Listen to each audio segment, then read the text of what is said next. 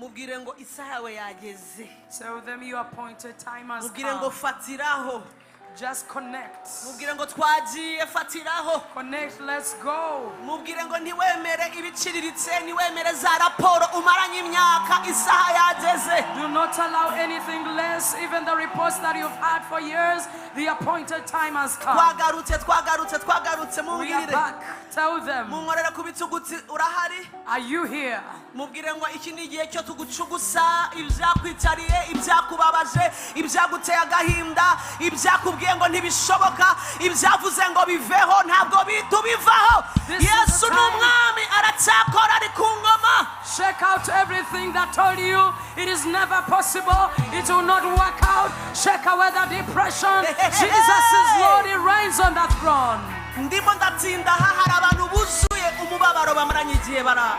There are people that are full of pain that are here. iki mucyumve neza, arabari hano, arabari muri overflow hanze n'abakurikiye online. hari imibabaro iri hano imaze imyaka ipfundikiye. uwo muntu mwicaranye ushobora kuba utazi ibyo arimo. murebe neza utihuta umubwire ngo isaha yacu ni iyi, igihe ni iki, Yesu aracyakora ni umwami. There are so many people that are having burdens. They have Yes. had burdens for a long time. Yes. Look at them and tell them the appointed time is now. Jesus is still at work. He is the Lord. iyo avuze ngo isaha yageze ni ukuvuga ngo igihe kibikwi. ntabwo Yesu abyigana n'ibimaze imyaka byaratu. Jesus does not compete with the things that have been oppressing us for years. wamurebye neza uwo mwegeranye, Have you looked mushobora at them? kuba mwazanye. Maybe you came together. niba hari ikintu gihisha cyane n'ikiremwa muntu, don't go, come here, I want to shake you. niba hari ikintu kihisha cyane n'ikiremwa muntu, umuntu ashobora gusekera hejuru y'amarira.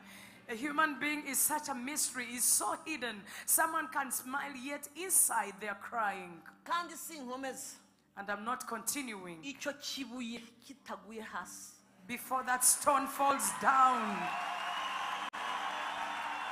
ni mu rusengero, nubwo yaba ari umuntu umeze ute, mubwira uti niko pastor tubwiye, uti iryo buye umaranye imyaka ku mutima, That stone you've had on your heart for a long time, humura.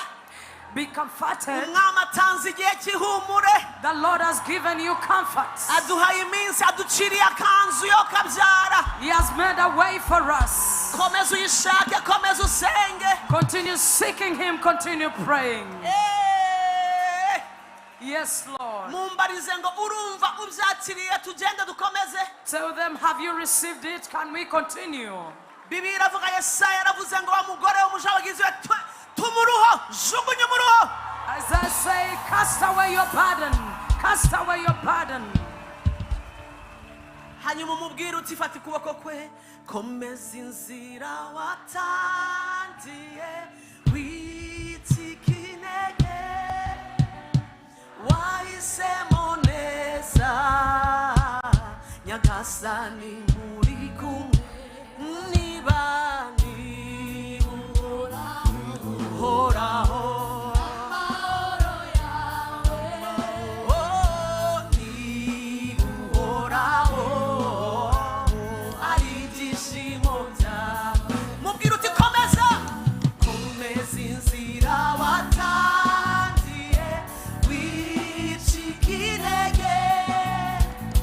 Twahisemo neza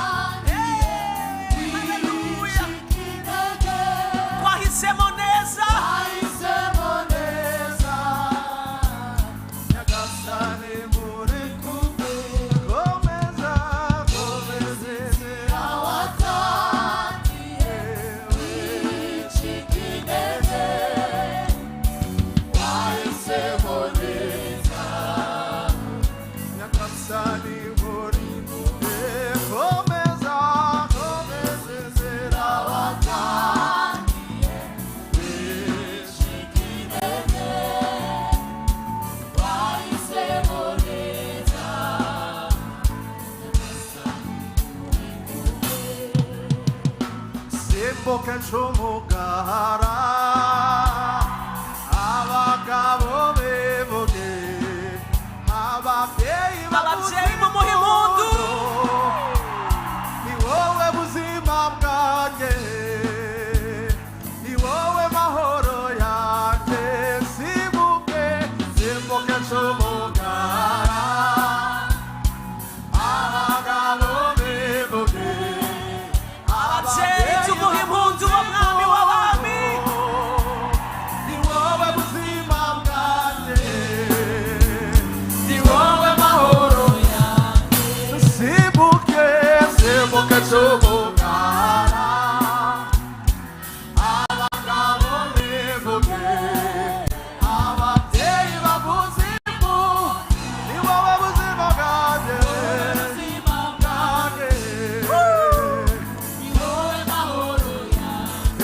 simbuke ncumugara abagabo bivuge ababyeyi bavuze impu ni wowe buzima bwanjye ni wowe mahoro yanjye nzakubyinira nzagusingiza ibyo adukoreye Yesu ni bitangaza haleluya nzagusingiza nzagubyinira kuko ibyumboreye arabikoze muri uyu mwaka isaha yageze haleluya nzagusingiza kuko ibyumboreye aka kanya ibyumboreye zamura amaboko yawe haleluya nzakubyinira Yesu kuko ibyumboreye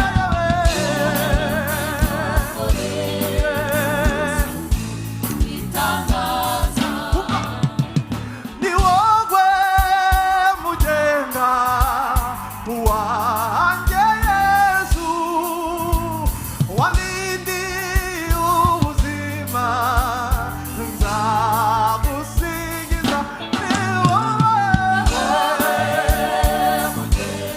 wanjye Yesu wandindiye abo yarindiye ubuzima mumuzamurira amaboko tumuhimbaze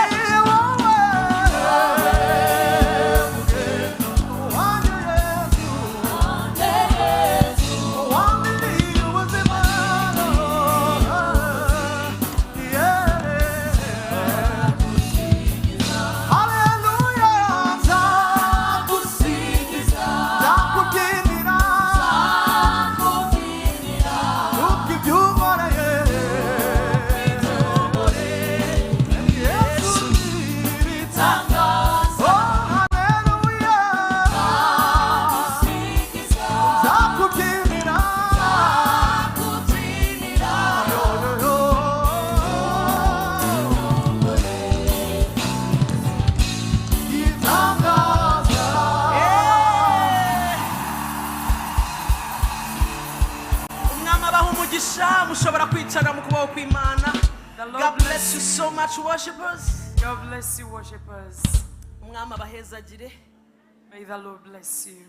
mwamaze kwicara umbwirire ukwegereye ngo ibyo agiye kugukorera n'ibitangaza Tell your neighbor what the Lord is going to do for you are miracles. wamubwiye neza shawutiruka What the Lord is going to do for you is amazing. munyakirire uwo muvandimwe utuwagize neza kuza ariko uraje ubona ibitangaza we Welcome them, tell them thank azi you ibyo for yibwira coming. kukugirira But you're going to Ni see byiza. miracles. His plan for you is good. haleluya Hallelujah.